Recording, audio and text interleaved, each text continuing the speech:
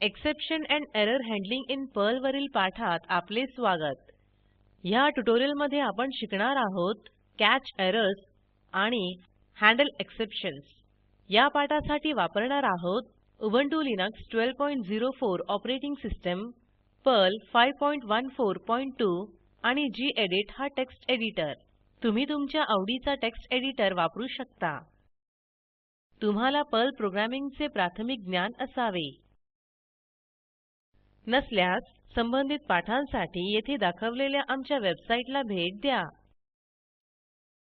जेव्हा एक एरर येते, एक्सेप्शन हँडलिंग प्रोग्रामला सामान्य मार्गामधून दुसऱ्या मार्गात घेऊन जाते. एरर हँडलिंग ऍप्लिकेशन निरस्त न करता प्रोग्राम पुनर्प्राप्त करण्यासाठी मदत करते. आपण अनेक प्रकारचे एरर्स ओळखू आणि पकडू शकतो. आपण पर्लमध्ये काही सामान्यतः वापरलेल्या पद्धती पाहू. वॉर्न फंक्शन पुढील कारवाई न करता फक्त एक वॉर्निंग मेसेज दाखवतो. डाय फंक्शन लगेचच प्रोग्रामचे एक्झिक्युशन बंद करते आणि एरर मेसेज दाखवते. आपण एक सॅम्पल प्रोग्राम वापरून डाय फंक्शन समजून घेऊ, जे मी आधीच सेव्ह केले होते.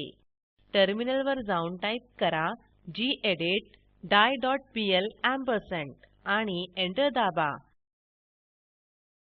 die.pl फाईलमध्ये हा कोड आहे. आता आपण कोड समजून घेऊ. येथे आपण डिव्हाइड फंक्शन परिभाषित केले आहेत, जे दोन इनपुट पॅरामीटर्स घेतात.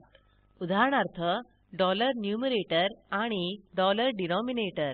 @_ हे विशेष व्हेरिएबल आहे, जे फंक्शनसाठी पॅरामीटर लिस्ट पास करण्यास वापरले जाते. जर भाजक 0 आहे तर डाय फंक्शन स्क्रिप्ट सोडून देते. वापरकर्त्याला वाचण्यासाठी एरर मेसेज प्रदर्शित करेल किंवा आउटपुट प्रिंट करेल.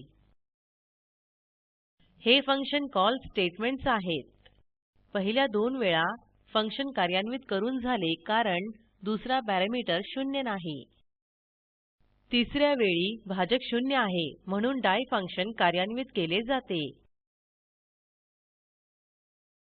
शेवटचा डिव्हाइड फंक्शन कार्यान्वित तेव्हा होणार जेव्हा डाय फंक्शन स्क्रिप्टला सोडून देतो.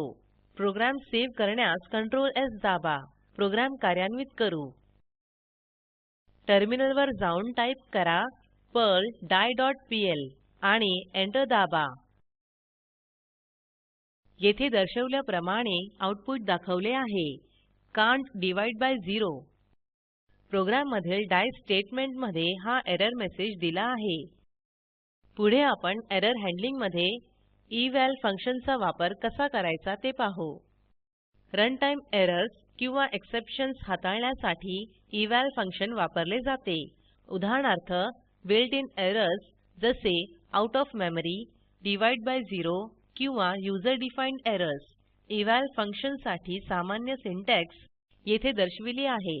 जर असे असेल तर $! विशेष व्हेरिएबल एरर मेसेजला धरतो. अन्यथा $! एक रिकामे स्ट्रिंग धरते. याचा अर्थ असा की चुकीचे मूल्यांकन होते. सॅम्पल प्रोग्राम वापरून eval फंक्शन समजून घेऊ. टर्मिनलवर जा. टाईप करा गेडीत eval.pl आणि एंटर दाबा.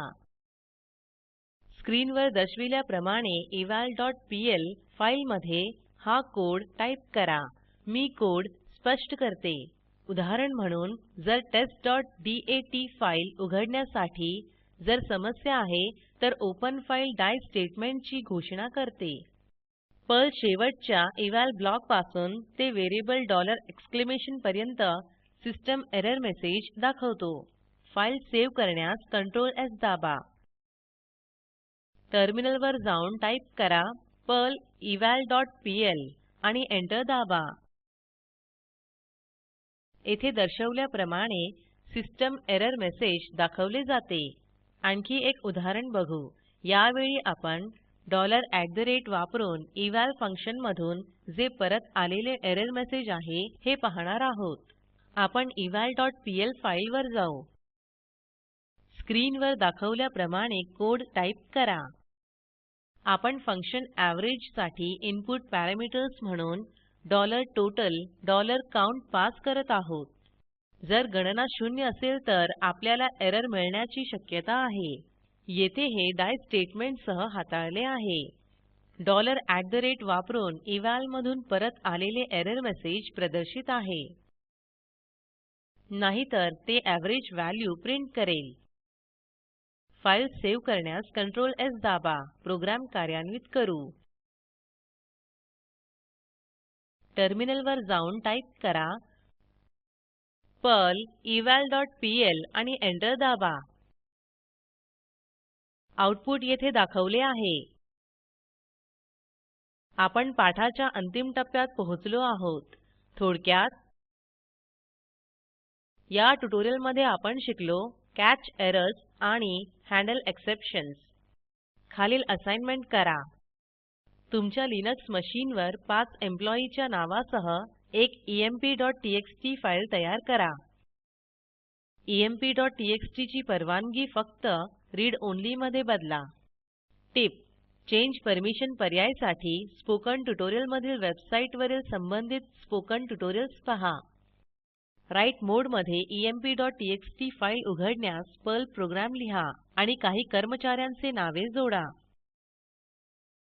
जर ओपन राइट ऑपरेशन अपयशी झाल्यास eval वापरून संबंधित एरर मेसेजला प्रिंट करा.